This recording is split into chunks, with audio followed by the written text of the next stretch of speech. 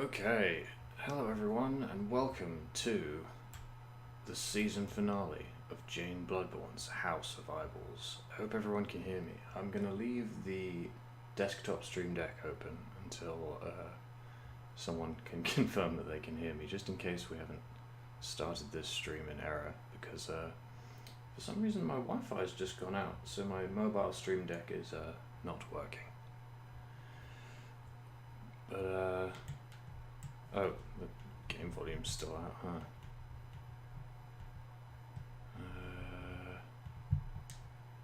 Cool, everyone can hear me. Awesome.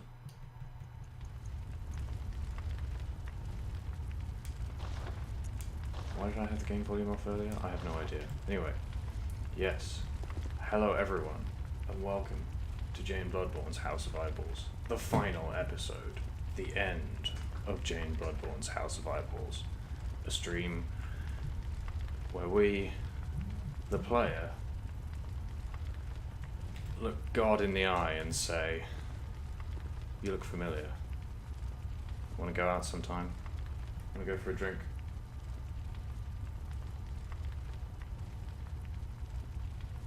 So yeah, as you all can see, and indeed anyone who was here last year will remember, last week, wasn't that long ago, it was a while ago, not that long ago.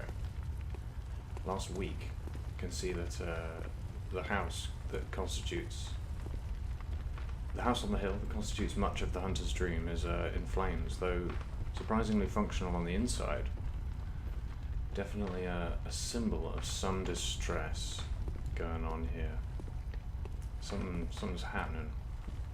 And our friend, the mysterious doll, has told us that Graham is waiting for us over by the foot of the tree, the great tree. Gammon awaits you at the foot of the great tree. Go on, good hunter. We've channeled all the blood echoes we're going to channel for now. But we're going to go and see if we can find our worth in the waking world. Now this is going to be an interesting stream, full of ad hoc time travel techniques, lots of things being performed on the night without any regard or understanding of what the hell they might do. But we'll see how it goes. We're going to play it by ear, and I'm going to unsuccessfully bluff that we haven't been playing it by ear the whole time. But look, this gate that was previously closed is now opened. Is this still... Yeah, still tutorial messages, just in case you'd forgotten about transforming attacks.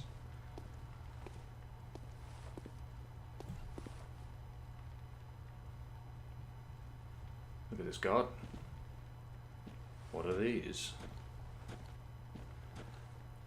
Has anyone here played Metal Gear Solid 3? Because, also... I didn't even remember this was here, but these crosses, after all of the Evangelion imagery I've been going for, this is literally the ending of End of Evangelion. That's so good. I love this. I love this. And there it is, the great tree. The moon's on this side now. And there's the burning house. There it is. And this is it. A grey, blood-curdled sky, a hell of a lot of weird pillars. Some, you know, crucifixes. They're always good. Love a good crucifix. And there he is.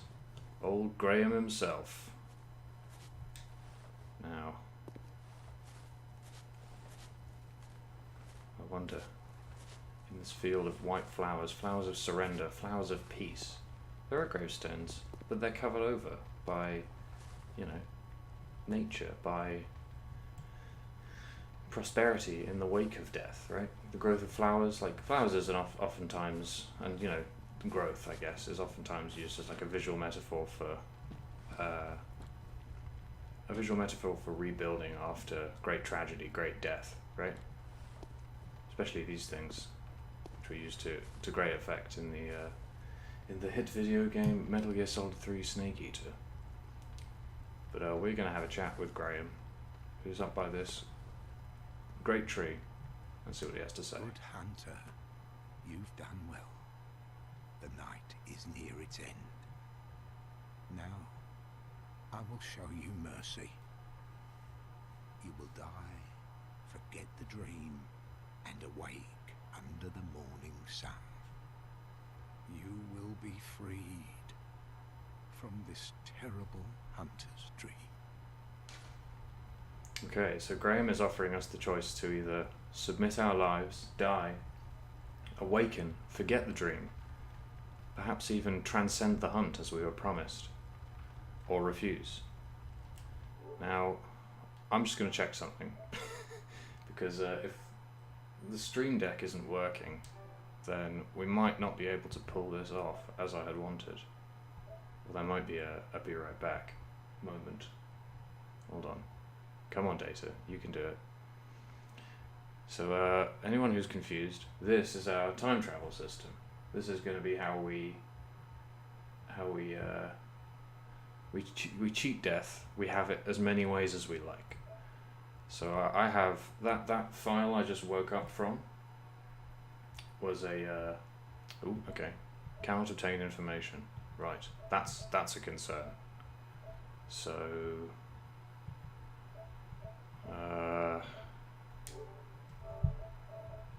but yeah, we're gonna cheat death by downloading, saving our state before. It's basically a save state. It's a very lengthy save state process. Hang on a second. This is not going to work if I end up doing it like this. So we're going to very briefly cut to commercial. I'll be right back.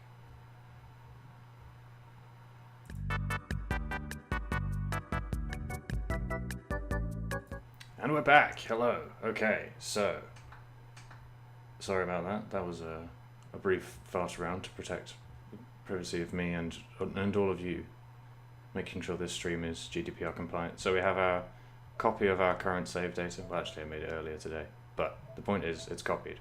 So then what we do is we download it back and we overwrite our current save. We get to experience as many endings as we like. So with that said, we're gonna take Graham up on his extremely generous offer, because I mean, the hunt was terrible, right? It was awful. People died, people tried to kill us, we killed people. It was grim. Our ever waning sanity started to, tug at us, to pull at us. It made us monstrous. It made us frightening. We did things we regret. We maybe, killed some hunters we didn't really want to kill. So, I want to wake up. Farewell, my keen hunter. Fear the blood.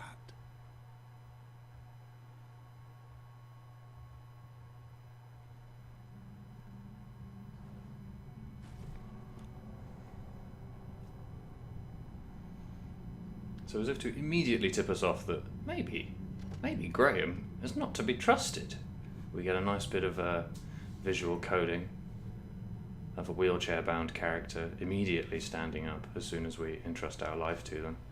And then old man Death himself gives us a big old decapitate.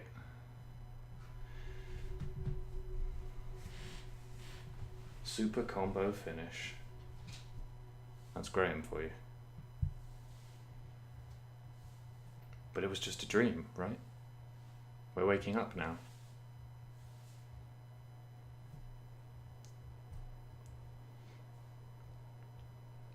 Our horrible time in the hunter's dream, in the nightmares, is over. We still got these sweet threads, but the bell is ringing. And as we look to windward, the sun is rising.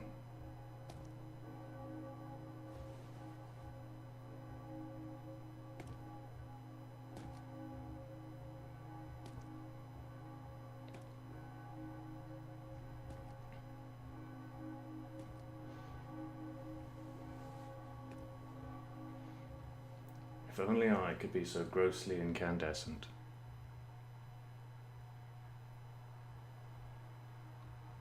But what's this?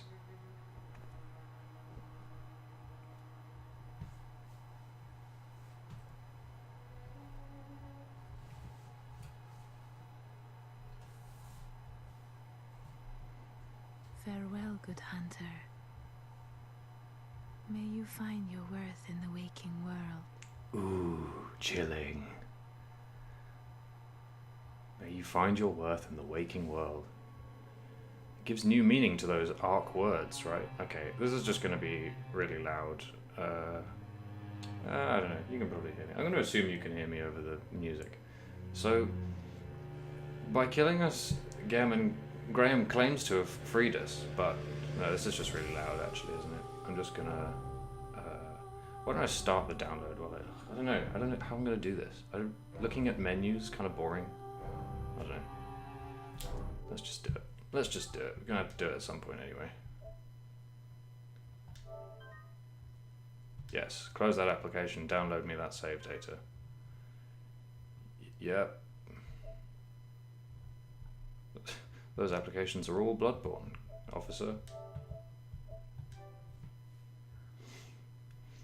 So, but what if, because we allow ourselves to be killed to escape the dream that we might wake up, but not only are we shown that, we're shown that little vignette that maybe the doll thinks we'll find our worth in the waking world now. She wishes us well in our attempt to leave the dream.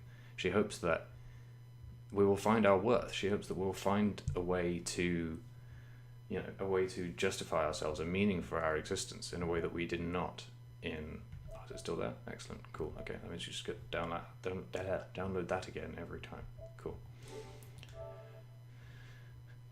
But what if, instead of leaving the dream because, its events were traumatic, they changed us because, what if instead of saying, this was horrible, I wish it hadn't happened, what if we take a different stance? What if we believe, just for a moment, that because these events were traumatic, they were undeniably real? What if instead of overwriting that trauma with, well, kind of, I guess, what we're doing by, just sort of, this system sounds is still at 0. That's going to happen every time. Oh well, never mind. Yeah, what if we, instead of that, accepted the ultimate reality of trauma? What if tragic events were, by their definition, by us carrying through with the tragedy of these events, what if we said that they were real and that overwriting them didn't do them justice, Like, we killed people, we did things we weren't proud of, we were witness to things that we wish maybe we could unsee.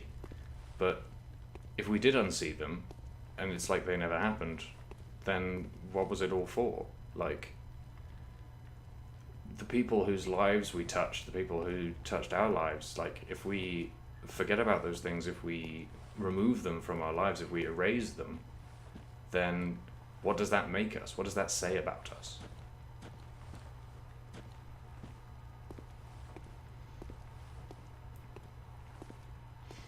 And at this point, I feel like, especially after all the things that we've learned, right? We've learned so much about what Bloodborne thinks about the idea of trying to forget, erase, or otherwise paper over your past in service to what you believe is a truly noble goal. In this case, the noble goal would be, living what you had always believed to be your best life, escaping the hunt, escaping the nightmare. But what if the imprint these experiences left on you made them real, and as such, not worthy of being overwritten by Gehrman's get-out-of-jail-free card? Which, we're given to understand from the sort of, I guess, the staging and the visuals that are used to convey it, is maybe not as free as we thought. What if, instead of finding our worth in the waking world, we decided our worth was here? Good hunter, you've done well. The night is near its end. Now, I will show you mercy. You will die, forget the dream, and awake under the morning sun. You will be freed from this terrible hunter's dream. Now, as Gehrman gives us this choice, it's important that we remember, not only because we've talked a little bit about how the doll has described our exploits in the dream and how, you know, how we've felt about it, but how has Graham tried to influence us, right? All Graham has done is say, oh, kill beasts. It'll get easier over time. Use the doll if you need to. Destroy the hunt. Seek out the scourge. And now, he claims to be offering us mercy.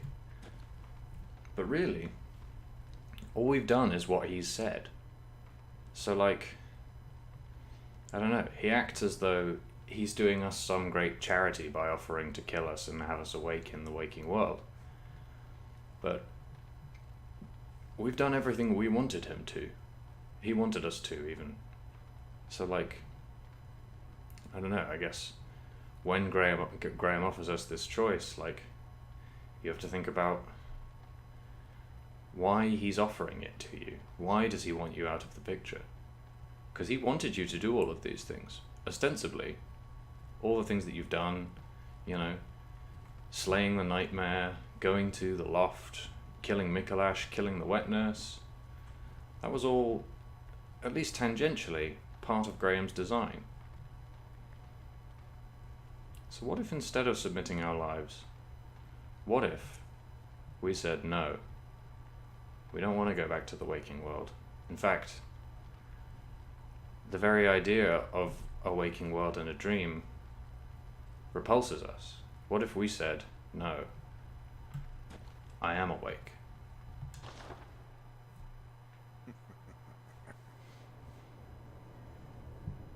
Graham does not appreciate this choice that we make. Dear, oh dear. What was it? The hunt? The blood? Or the horrible dream?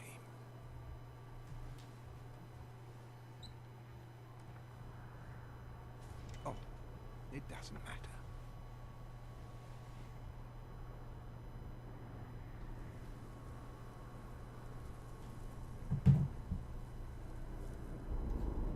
It always comes down to the hunter's helper to clean up after these sorts of messes.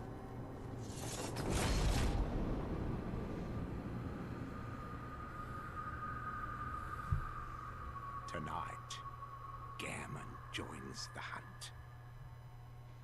So this is Graham, the first hunter. And this is the final boss of Bloodborne. Now, a lot is going on here, so, and we might die pretty sharpish, so he's got big snappy attack animations. He is a human-sized opponent. He's, you know, he's the sort of, a lot of things that I've talked about with regards to Bloodborne, but also, he's called the first hunter, right, which tells us a lot about the ideas of, you know, this idea of, sort of history of Bloodborne, I guess. Wow, he does a lot of damage, huh? Luckily I've stocked up on blood vials, so if we die a few times, that's not a big problem. But yeah, he was the first hunter. He's been sitting in that wheelchair for a long time. Maybe he didn't need it. Maybe he was, well, maybe he didn't need it because, you know, his legs didn't work. Maybe he was just tired from being so old. Or maybe there's another nature to his being here for so long. I guess we'll find out. But yeah, he's got a really good look, you know, the top hat, the scythe, the cape. It's really cool. This boss is really cool. I remember really, really, really liking this boss the first time I found it. And yeah, here in the field with the white flowers, it's all so Metal Gear Solid 3. I love it.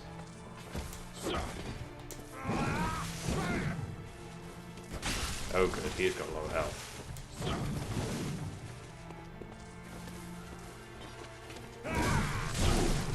It's a good throw.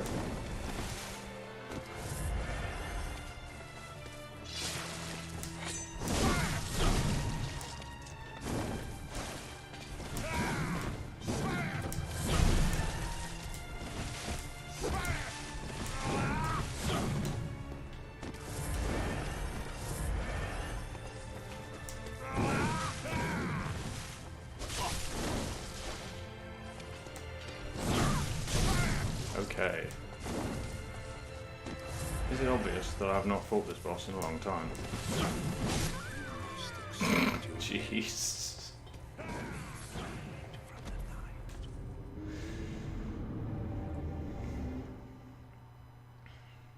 But the future refused to change. So, I said that we would get 3 endings of Bloodborne tonight. Anyone who was concerned for the length of the stream, because, you know, after that first ending, you might have been inclined to believe that we would have difficulty making it to 2 hours, getting our first ending within 5 minutes. However, I'm going to have to do this twice. So,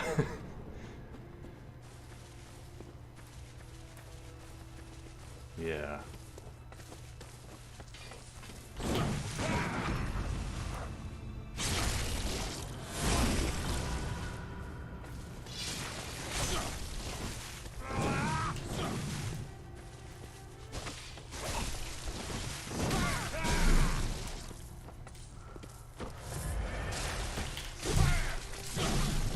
Oof, he's got the big damage.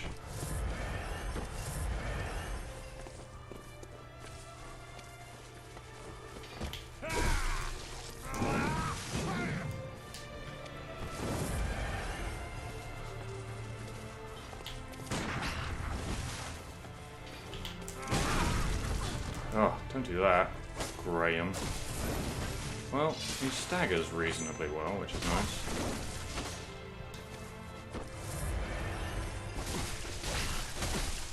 And we do a hell of a lot of damage, as I have mentioned. Oh. Rude.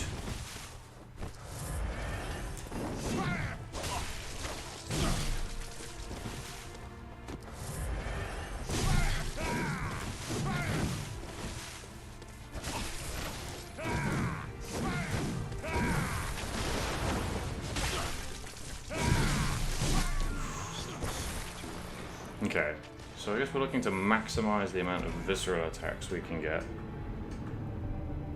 while still getting in with sword when we can.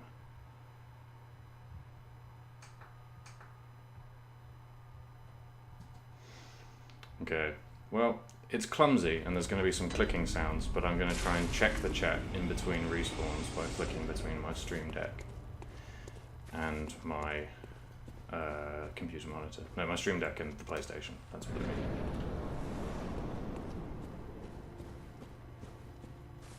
What's up, Graham? I'm back.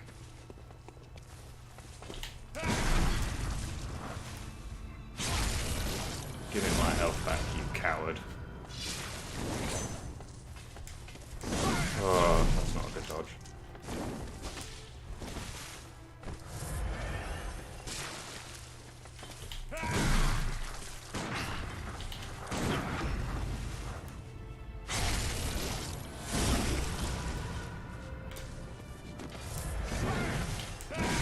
Oh, come on, coward.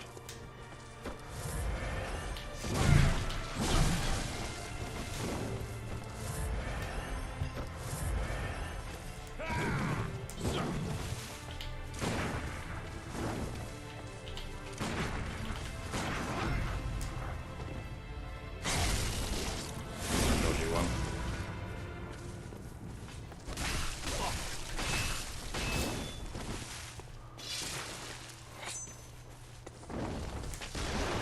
Oof.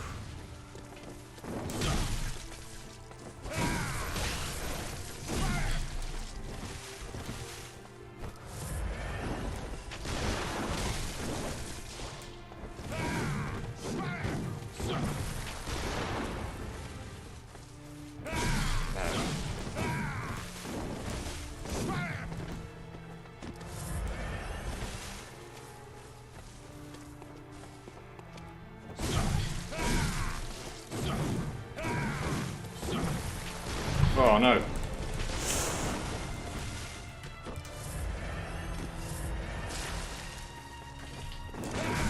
Ooh, that was a dash.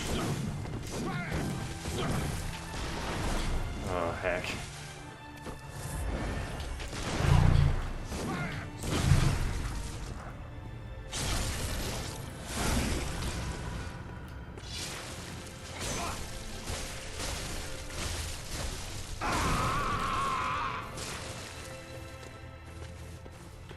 I do not remember what he does now.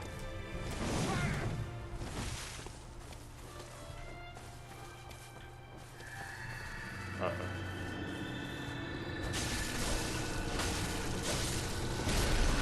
I see. Interesting line.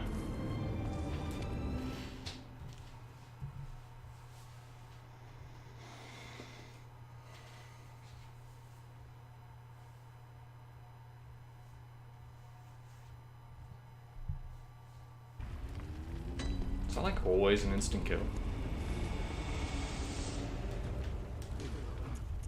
How many bullets do we have? Not a lot. Right, it's the end of the game, so I'm going to strip mine my inventory.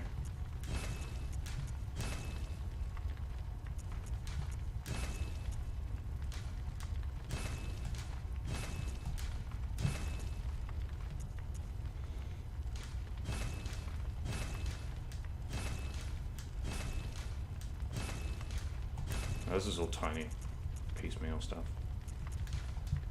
Just stuff that I can sell for more bullets. That's all I really need. Yeah, we're good.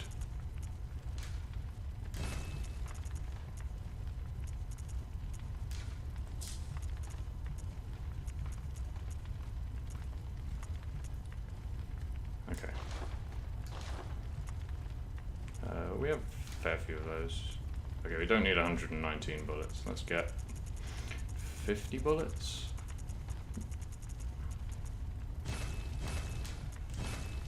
And the rest vials. Okay, I think we're good. Because if I hadn't if I hadn't rushed the massive AoE attack, we were doing pretty well there.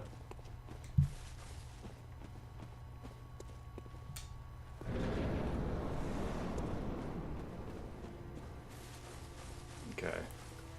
So yeah, Graham gains access to big old arcane damage, sadly. Come on, boy. So this is like an interesting mechanical parallel to fighting Gasquagni, which is like, you know, he's clearly an elevated Gasquagni. He's less directly monstrous, which is something that Soulsborne games often like to portray as.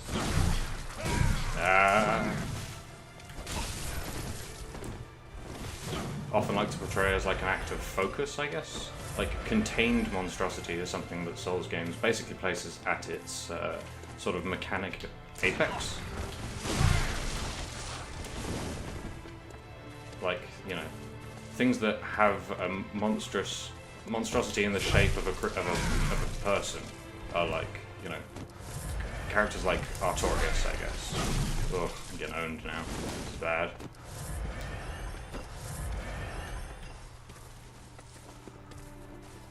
Come on.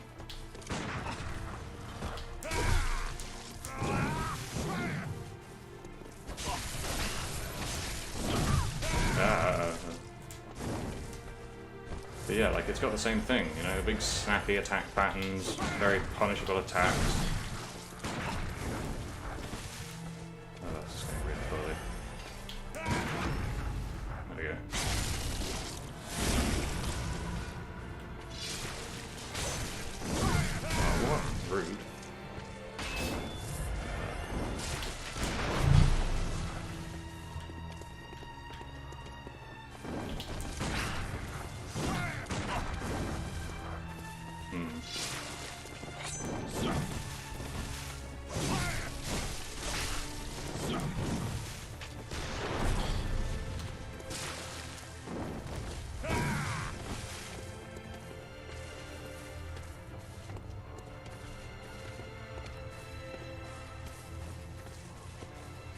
And I guess another really sort of interesting mechanical thing about this boss is that, like, he tells you to accept your death every time, like, you lose. Like, and it's that sort of, I mean, this is not uncommon for Souls bosses for them to repeat a single voice line when they kill you. Like, Jura does it when you kill him when you fight him on the roof, but, like, it's neat that, in a game where you mechanically respawn forever, Gehrman makes it clear that he will kill you forever until you accept that the dream is over.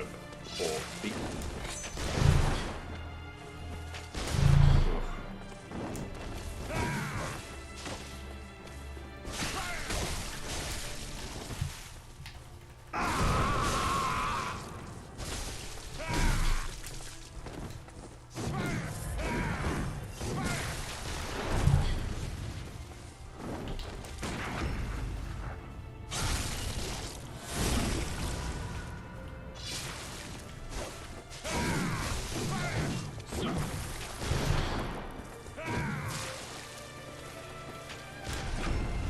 Excuse me? There he gains a flash step here. His dodges make him intangible.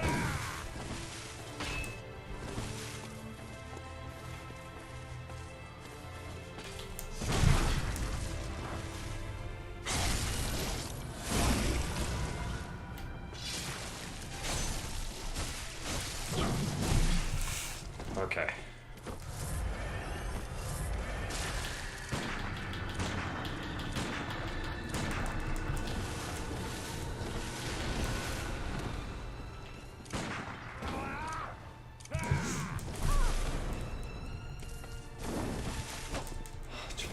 Come on, don't die now. That would be so bad.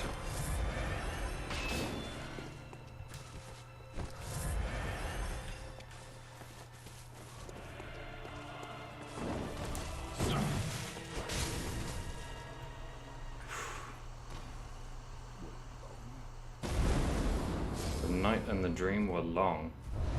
Notice, not infinite, but long. So we've done it, right? We've beaten Gehrman. We've asserted our reality over his. Or have we?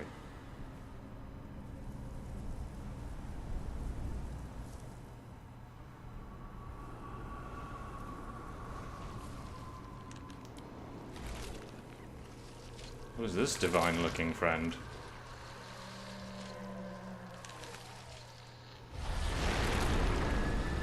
Aw, I love you too.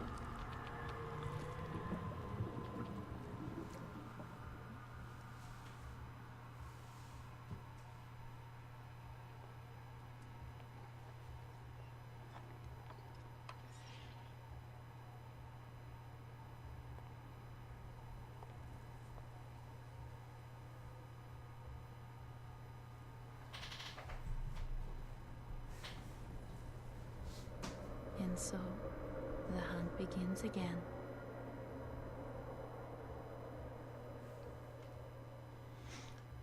So this is really interesting. And what am I going to do? Am I going to... Yeah, I'm going to go back and just start the download now and then talk about it again at the... when I get back to the dream is what I'm going to do. So, download. Yes. So, Graham says the night and the hunt were long. His hunt, his night, was long. But immediately it is directly and not particularly subtly implied that even though, you know, we saw that Graham was called the first hunter, but judging by our, you know, our sort of, I guess, our rapidly growing interpretation of the narrative structure of the events of the game, like what everything means, I guess, is that, like, the hunt, if the hunt begins again, like, what happens? Because we've talked about the cyclical nature of like Yharnam's culture and the events of the history of Bloodborne, right? And I guess the thing is that by this point, like, if we hear that, you know, Graham's hunt was long, but that the game refers to him as the first hunter, but, like, was he the first of this hunt? Did he run this? He ran this hunt. Did he run, like, you know, is he the first ever hunter, or is he just merely whoever ended up in the wheelchair for this particular round of the sort of, you know, cosmic rigmarole? And it's the fact that Bloodborne doesn't really weigh in on this and leaves it kind of up to you really it doesn't astound me, but I guess, you know, it's very impressive, like, narratively. It's very cool because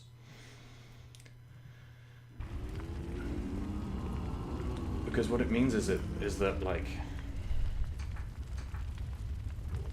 what it means is that, like, you know, we've identified in a variety of areas throughout this game a great many destructive and far-reaching cycles, right? Just going to sit down inside this rock. A load of far-reaching cycles and sequences of events that lead to repetition without any real gain. And that ending of the game, like, not only massively sort of shifts your perspective of not only the events of Bloodborne, but also your role in them. Like, because you now know that you are a hunter in this structure, the looping nature of the hunt that will potentially forever propagate its violence and aggression into the world of Yharnam. You know that you were a part of that now. Not only do you know that you were a part of that now, but in that ending, you know that unwitting participation in it, like attempting to exert agency within it, attempting to change your fate without knowing how or knowing the consequences of doing so, can go extremely wrong.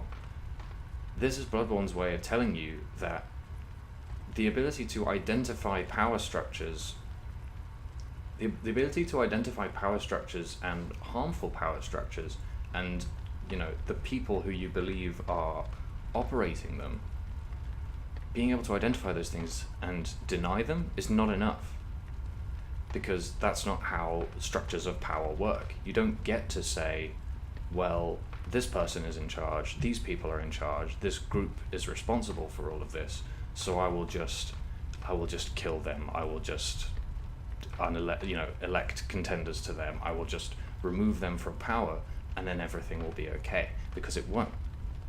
That's not how structural power works. Structural power will find a way to rearrange itself around your whims, around your actions, and persist nonetheless. That's why it's structural. And that's really, really interesting to me. It's really cool that Bloodborne opts to portray this choice in this way. What's even cooler is the way in which, as I will go on to talk about, Bloodborne offers another way. Because, let's be real, it's a video game, and I was going to get more bullets, wasn't I? I probably won't need them this time. Let's be real, it's a video game, and if you couldn't solve your problems by killing them, then, well, a lot of players would never end up being able to solve these problems, which is, that's just how the medium be. That's fine. That's cool. And, this isn't inherent to all video games, but particularly Soulsborne video games, particularly a game that you've played up to this point by sorting most of your problems. There is a way to sort this problem, and we're going to talk about what it is.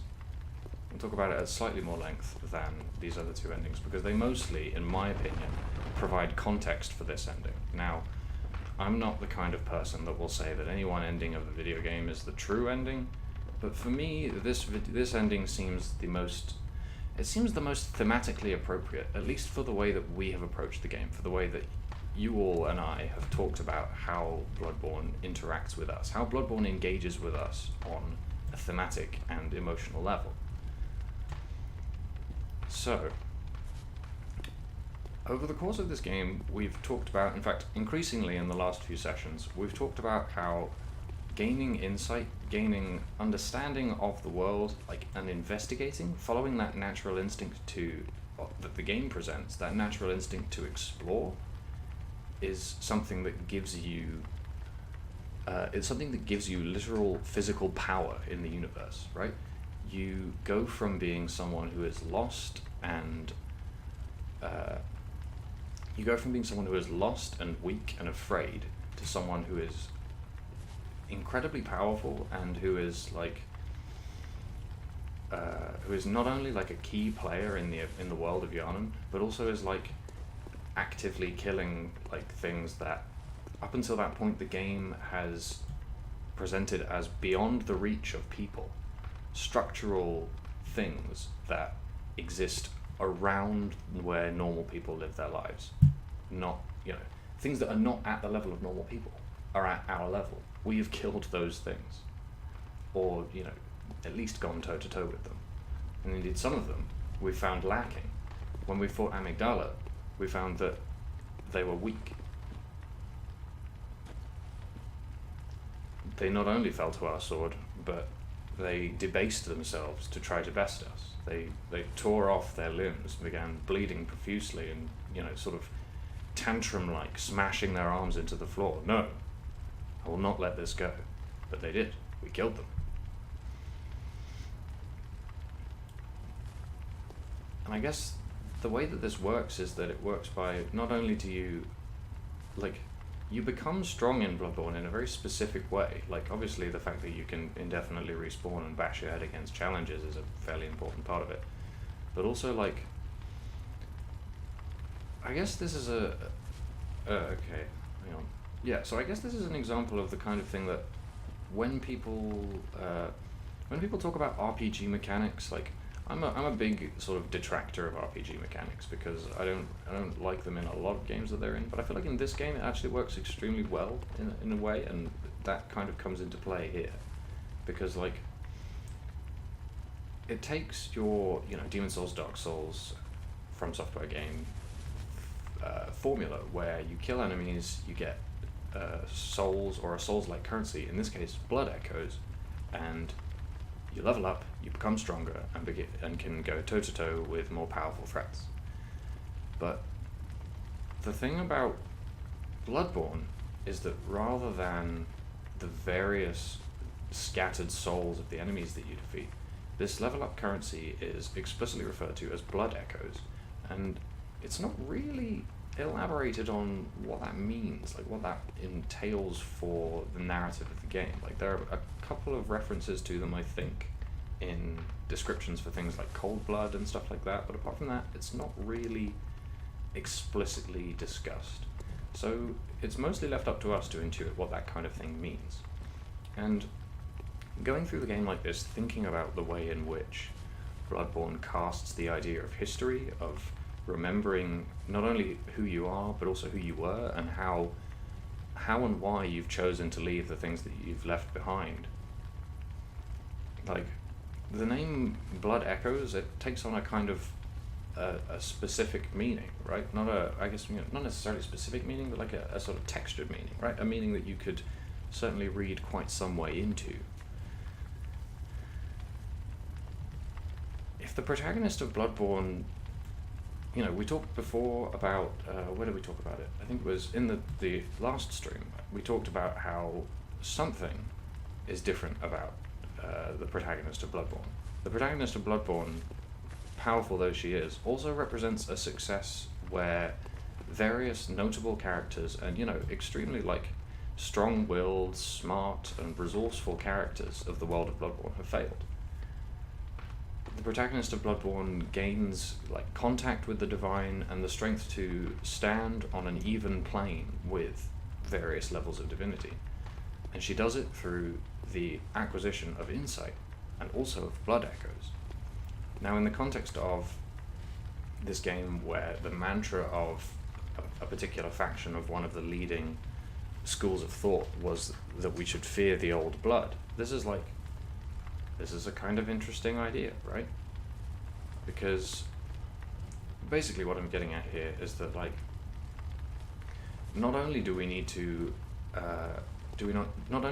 move forward with this idea that the fact that we and many others have experienced trauma in this space makes it definitionally real, and that we should not seek to overwrite these events, but instead understand them, understand how they came to be, and move on from them, but still, you know, with a view to the fact that they did happen. You know, we can't forget them. We should, you know, incorporate an understanding of them into our sort of, I guess, framework for navigating the world. So we can't just have that. We also need to have an understanding of the experiences and outlooks of people who are maybe not here, people whose ideas and even in some cases civilizations we've left behind, people who are not around to tell their own story anymore, people who, you know, instead of talking to us and telling us what they believe, have literally only have echoes left. And I guess this is a kind of mechanical sort of calcification of what I view to be Bloodborne's overarching theme of I guess, the protagonist learning and understanding about the people who, and places who have been left behind by this march for progress. Not only this march for progress, but this march for progress that we've seen has been weaponized by various structural powers as a way of treading down, you know, various types of marginalized people. The way in which the protagonist of Bloodborne is different to everyone else, the way in which the player of Bloodborne is different to everyone else, is that they are able to learn from their history in a way that nobody else is.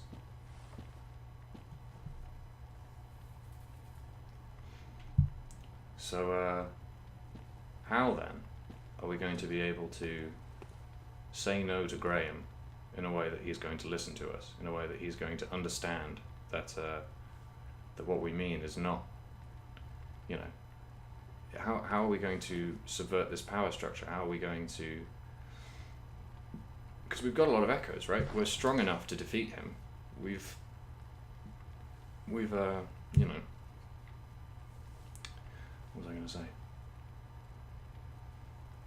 Yeah, we've done our listening. We've listened around. We've heard. So what else do we have? Well, turns out that we have these. So I've read it before, but I'll read it again. A great relic, also known as the cord of the eye. Every infant great one has this precursor to the umbilical cord.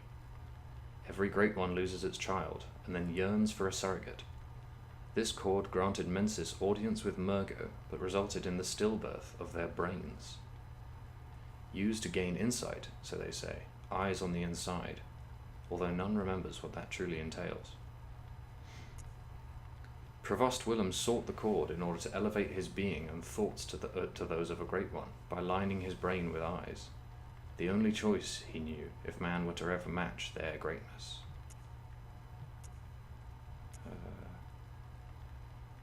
Right. And then this is the same text as before. Oh, no, are there 4 different texts? Oh, okay, cool. Well, so every great one loses its child and then yearns for a surrogate, and Erden, the formless great one, is no different.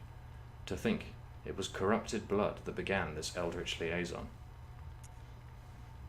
The third umbilical cord precipitated the encounter with the pale moon, which beckoned the hunters and conceived the hunter's dream. And that one specifically is the big tip-off, I guess, for how we're going to proceed with our attempt to become more understanding, I guess. You know, how do we demonstrate an understanding of history? How do we demonstrate an understanding of the various, I guess, cultures, peoples, and ideas that have been left behind intentionally, trampled down by this cycle of power in the world of Bloodborne? By chowing down on some goddamn umbilical cord. That's what we're gonna do.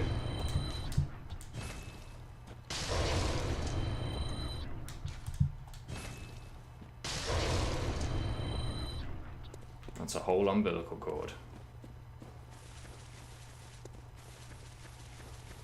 Alright, Graham. This one's for keeps. Good hunter. Now you will from this.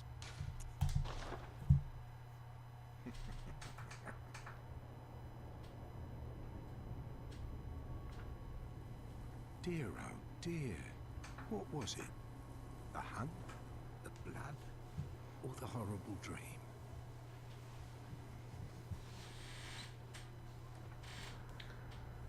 Oh, it doesn't matter.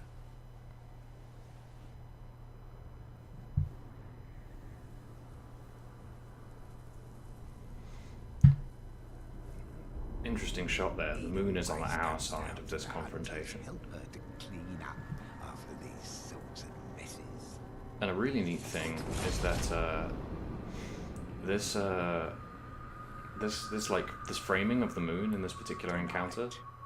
Gammon joins the hunt. Sounds like a Smash Bros opening. The framing of the moon in this particular encounter, it calls back to the fight with Murgo's wet nurse, which I noticed while watching the VOD of last week's stream.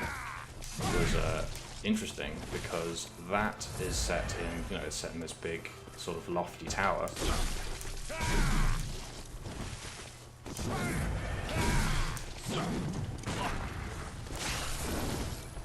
But the lofty tower has these, you know, these archways that frame the moon such that it's very clearly at your level, which I think is really neat, a really neat visual motif. That with this, you know, creature that emerged from the moon and, you know, gave us a big hug and turned us into a wheelchair Gamonite, is maybe hinting at something.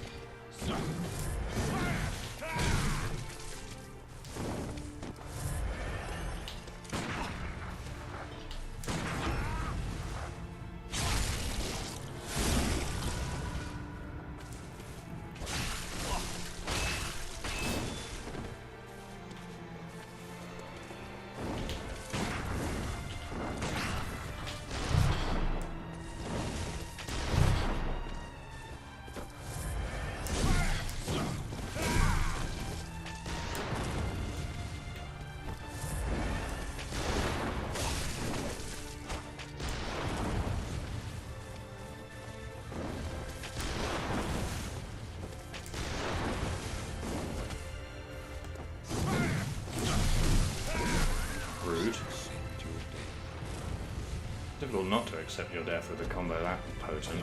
Jeez.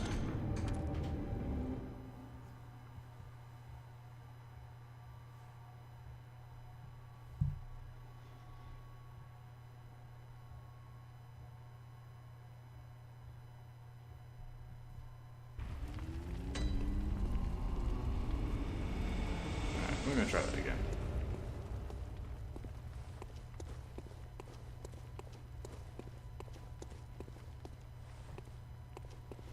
So the reason that so when Gammon says sorry, Rose is in the chat asking if I have anything to say about why Gammon refers to himself as the Hunter's Helper, and there can be a number of reasons for this.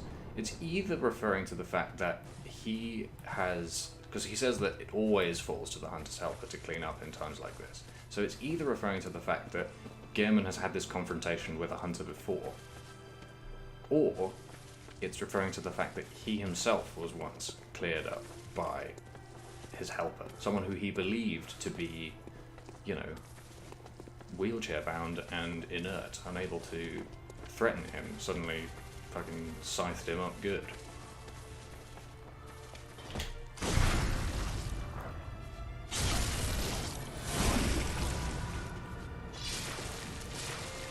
Oh, that's bad. Real bad.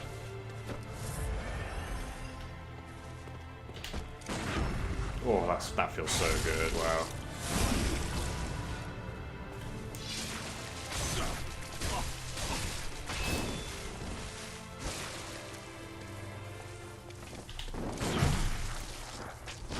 So he weaves a lot more with the claw.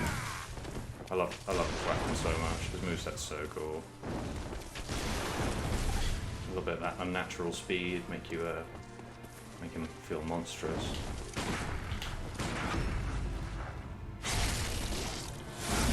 Mashing, Graham.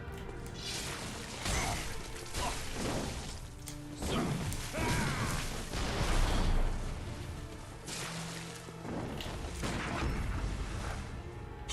yeah, like, in many ways it's like Gwyn from the original Dark Souls, but less,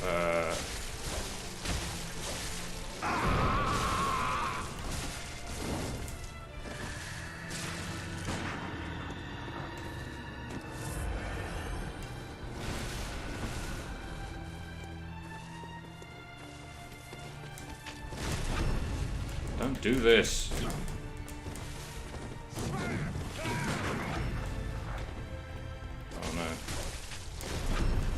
Stop. Ah.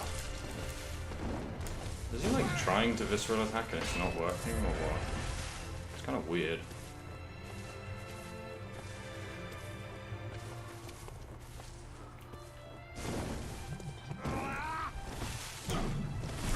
Ah, jeez.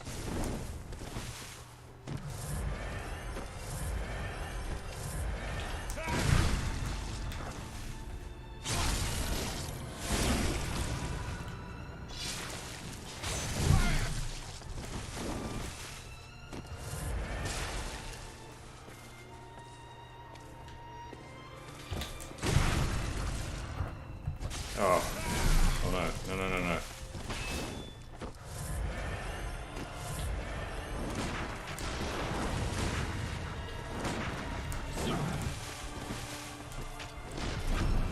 Come on, stop.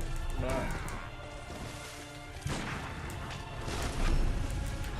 hate this.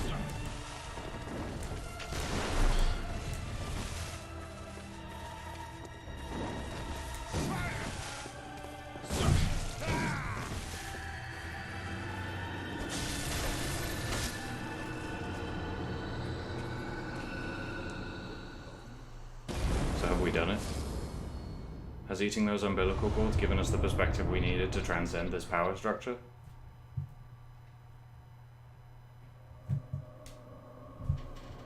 You see, here we are, on the same level with the moon. The moon that we have, interestingly enough, previously identified as the pale blood, the very, very first thing that motivated us on this quest. It was what was once an extremely cryptic message that we never really understood, that we later found out was written by Yosefka. Yosefka, from whom we got one of our umbilical cords.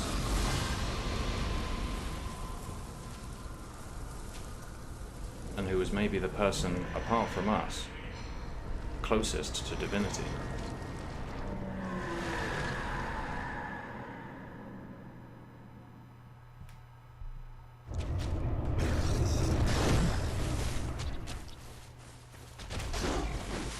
This is the moon presence. This is the final boss. But many people do consider Ebrietas to be the, the real final boss. As in, like, she's like a super boss. But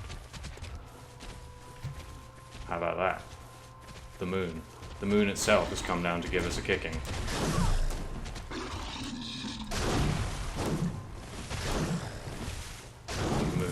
Her lesbian glory.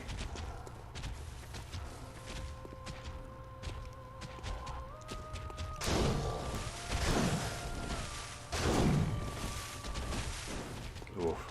I love this design a lot. I love a lot about this design. I love that it has like clearly flayed human midsection. I love it. I mean, I'm a sucker for tentacle hair. I'm big into tentacle hair as a monster design thing. I love that it has tentacles that seem to exude that kind of frenzy style thing. But most of all, I love the way that it moves. I love that it moves like, holy shit. I love that it moves scattishly, like it doesn't really have a lot of practice movement. Because why would it? It's the moon, you know.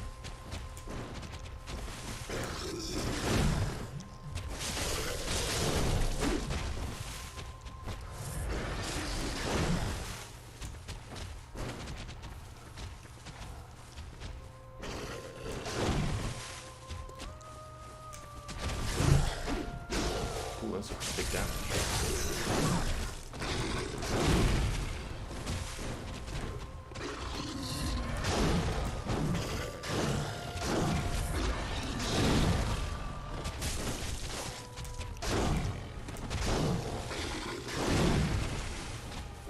So yeah, I love this. I love that this is the way that Bloodborne, a game that, you know, we've, by this point, fairly conclusively asserted is a complex and textured game. I love it. Ow! I love that this is how it decides to end.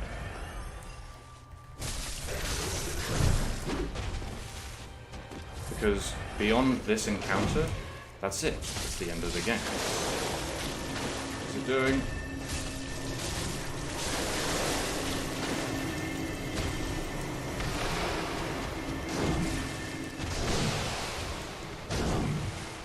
Let's see. That's just... Oh.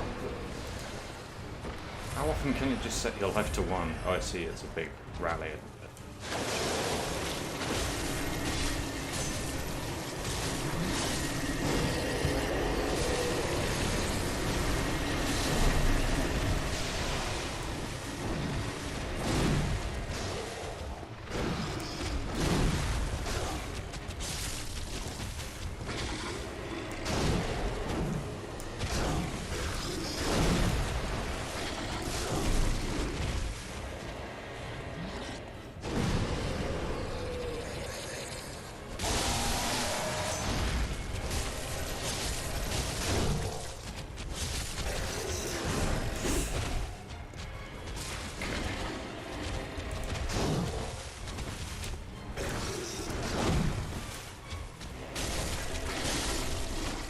That's it.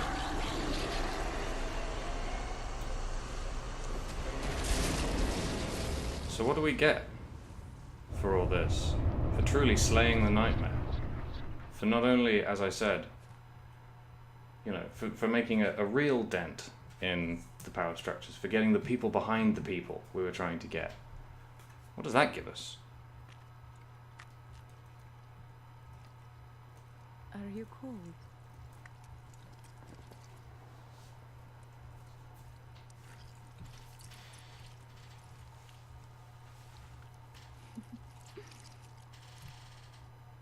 Oh, good hunter.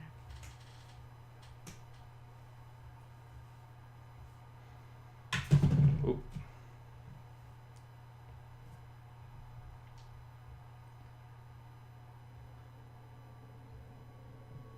Bam.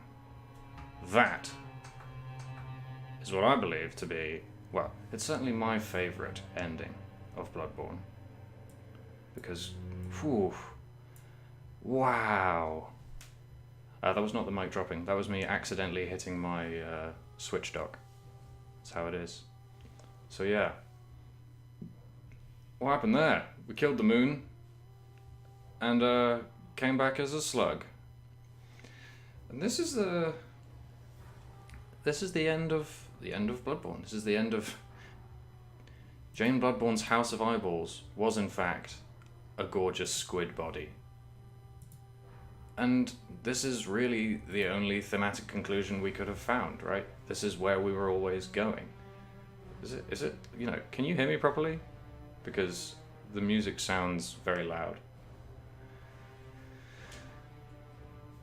Like, this is where this was always going. We were talking about how this, you know, we've become divine if we've been following, you know, if we've been following the imagery this whole way through. Like,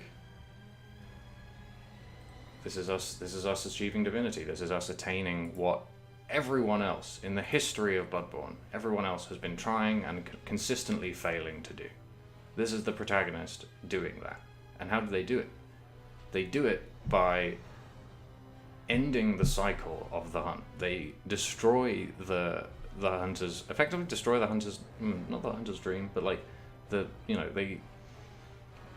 kill the force in charge of, the force in charge of that structure itself, right? Not only that, but no, definitely only that. I feel like that was where that sentence was ending. It's very hard to talk over this extremely loud music. It's very loud in my ear. I'm sure it's quite quiet in yours. But yeah. So this is what Bloodborne tells us. Bloodborne tells us that by understanding those who are not around to tell that, by earnestly attempting to understand those who are not around to tell their own stories, you gain the, it doesn't necessarily become easy, definitely not, but it becomes possible to begin to break down these structures of power in sort of, to penetrate through to the higher layer, not just the people pulling the strings, but the people pulling the strings of the people pulling the strings.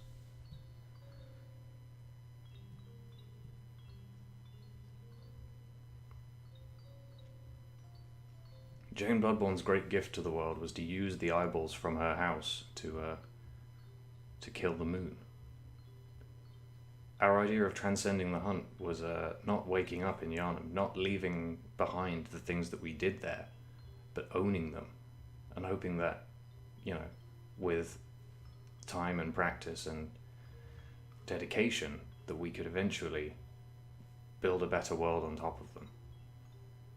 But notably, not one that we would not be able to see them from.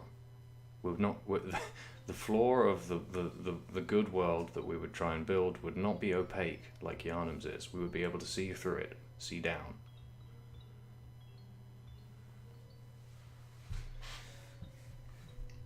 And this is another thing about Bloodborne, I guess, is that it leaves it kind of open-ended as to what the protagonist does with this clearly immense power that they've obtained.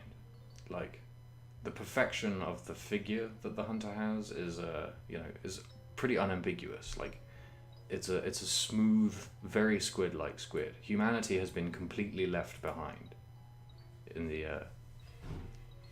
or humanity, I guess, as the hunter knew it, because the doll still recognizes us as the good hunter. Our essence, as it were, is still there because the doll still recognizes it.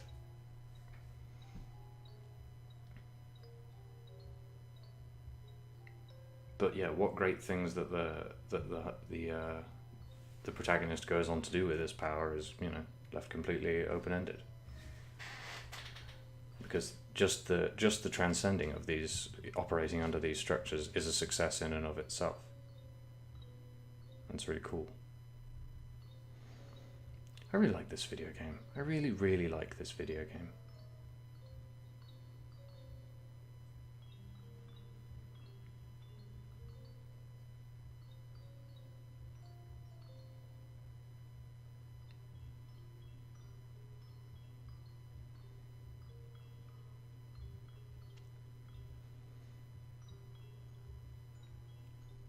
But yeah, that's Bloodborne. That's Bloodborne and its thesis on why, if we're ever to become weird squid gods,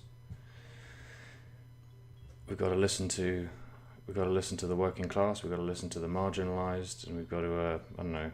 I'm not really sure what the whole thing about periods was, but we should probably listen to people with periods too.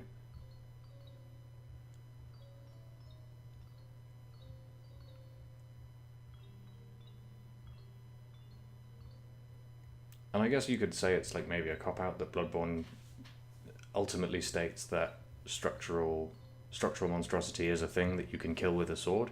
But I think it works in the idea that if you because the power that you gain in the game might be explicitly, sword swingy power, but you could easily consider that like a thematic parallel to gaining like a different kind of power, a more are we going to go to the... We're just going to pop straight back into New Game Plus now. Is that how this goes?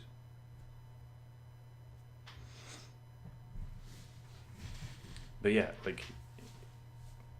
I guess like instead of considering it just to be like a physical, powerful strength, you could like think about it as a more... I guess a more sort of... a more worldly kind of power, a kind of wiseness and understanding, because, power is directly correlated with understanding in the world of Bloodborne.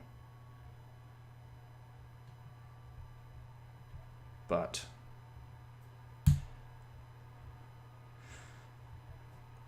history refused to change because we're going to download our save data again.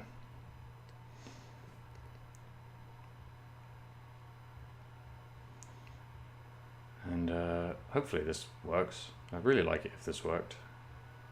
It'd be awkward if it didn't. PlayStation's taking off.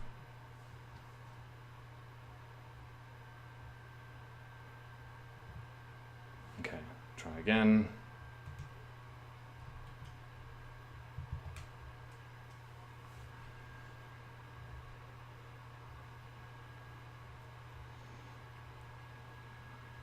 But yeah, at its core, Bloodborne is a game about how if you listen to enough people, if you make sure that you never forget the suffering that your actions have caused, if you never forget the suffering that the actions of people who you've only heard about have caused, eventually you too will be able to stab structural power. Yeah, come on PlayStation, you can do it. This is a very, very, very basic Wi-Fi connection. Admittedly, we're quite far from the router, but I know you can do it. Why is it making so much noise? Maybe I should close Bloodborne before I do this. If it doesn't work this time, I'll close Bloodborne and try again. I don't actually need to do this now. I could do it another time.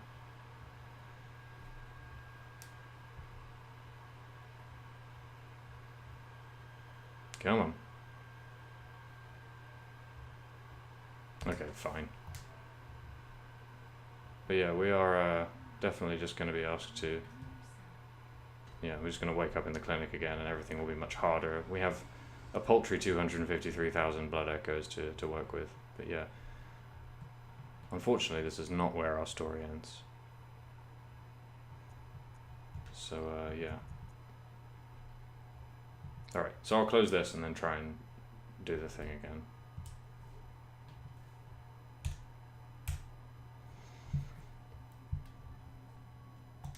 Come on. Oh, much better. Okay. So yes, we're going to download all of this.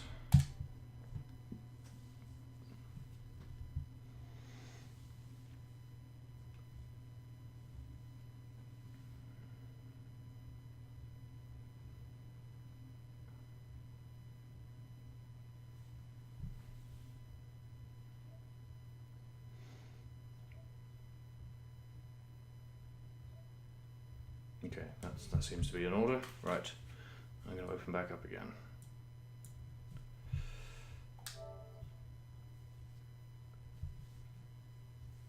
So yeah, I don't know, I feel like I had a more definite conclusion to give about Bloodborne, but I feel like I've said everything that I wanted to say about those endings.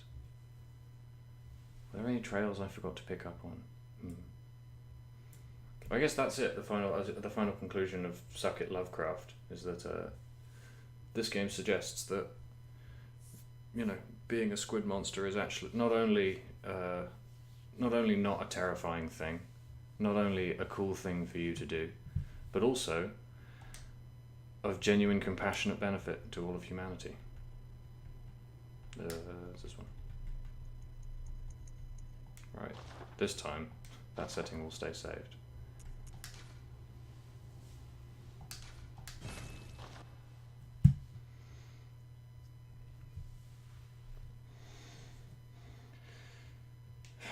So yeah.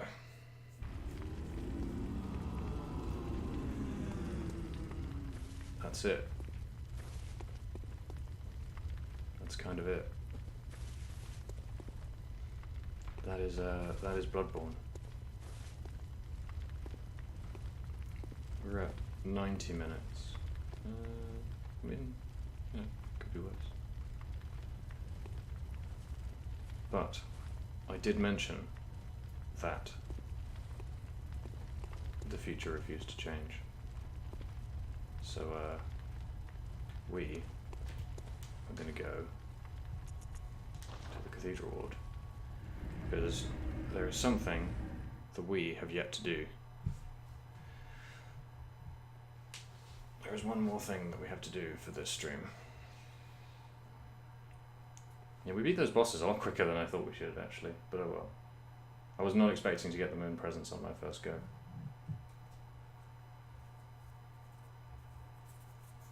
But yeah, we did it. We sought the pale blood, and we transcended the hunt. I should not shuffle cards at the microphone, that's a bad idea. It's just a habit that I have.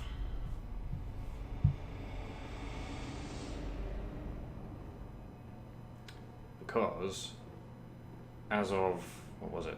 It was probably something ridiculous. It was like 2016, wasn't it? Maybe even earlier than that. No, 2015 was the release of the game, so it must be 2016, right? Miyazaki and crew decided that Bloodborne was actually not finished. Miyazaki and crew decided to do a DLC. A A DLC that I have a particular history with. A DLC that I've been trying to achieve on New Game Plus since it came out, and failing, because it's so gosh dang hard. And for some reason, I never just did a new game playthrough, because I was too proud, I guess. But this stream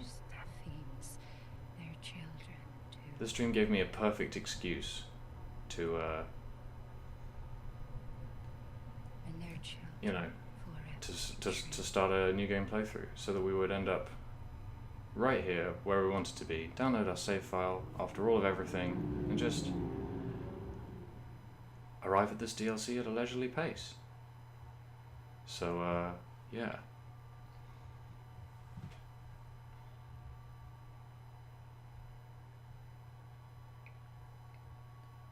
So when I said Bloodborne was done, actually I was wrong.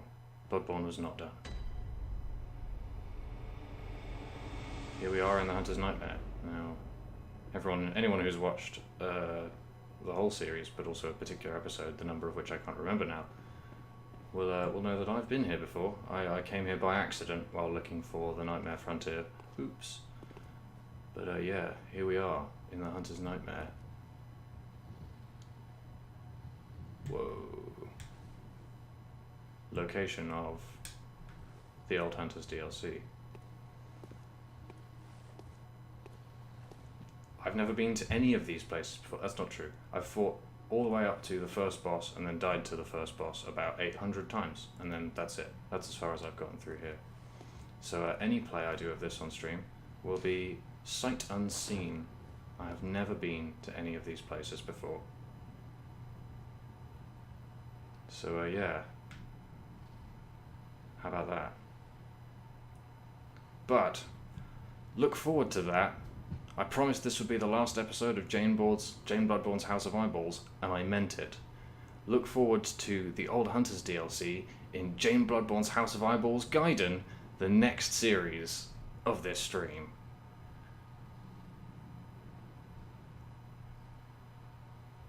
That's right. It's over. So, thank you all for coming for this extremely long playthrough of Bloodborne and understanding of Bloodborne. Like, thank you for watching Jane Bloodborne's House of Eyeballs. It's been so much fun. But yeah, that is unfortunately the end of the show. So thank you everyone. Thank you for everyone who came by to watch. Thank you for everyone who chatted. Thank you to everyone who donated bits. Thank you to everyone who subscribed. Thank you to everyone who watched this on YouTube. Thank you to everyone. It's been so much fun. So yeah, ultimately it's been great, but that is it. Is that visual tearing going on there, or is that just on the recording? Anyway, ultimately it's been great, but that is it from me, and I will catch you for Jane Bloodborne's House of Eyeballs Gaiden. Oh wait, oh shit. Oh no. Ah, I clicked the wrong button. Oh, it's all gone wrong. Oh no.